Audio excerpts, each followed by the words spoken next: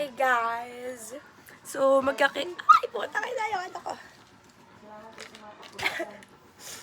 So, magki-KKV haul tayo. Galing kasi ako ng school.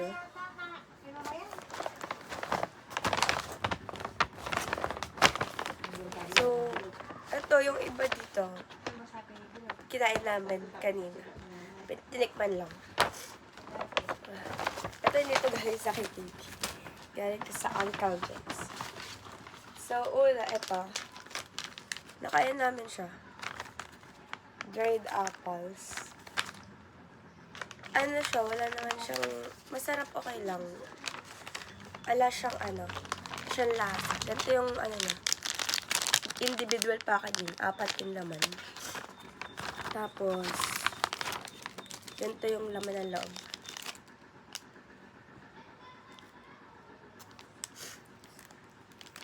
Medyo matabang yun.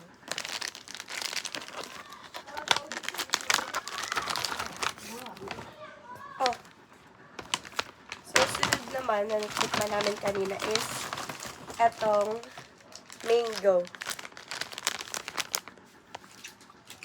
Doobie yung name niya. Ito para siyang yung Amos ba yun? Yung brand, American brand. Pero hindi siya napipili.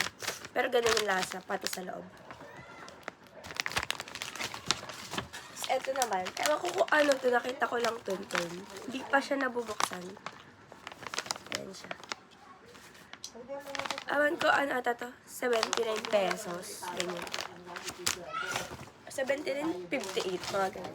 Tapos ito din, binili ko siya kasi parang may cheese. Masarap ata.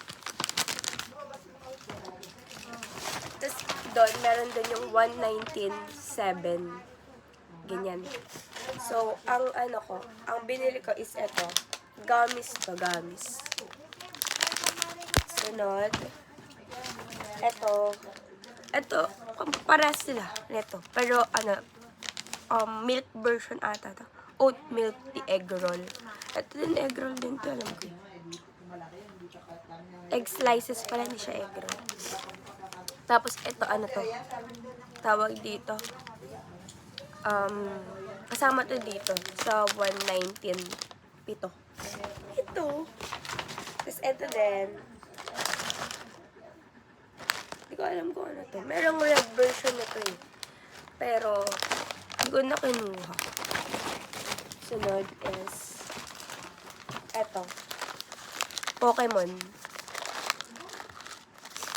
Ano ba? Ito yan. Ito, cucumber. Tapos ito, tomato. And lastly, but not the least, itong durian. Gasahan mo kasi. Ano to? Hindi ko alam kung ganun din yung smell. Tsaka na lang pagka nireview ko na.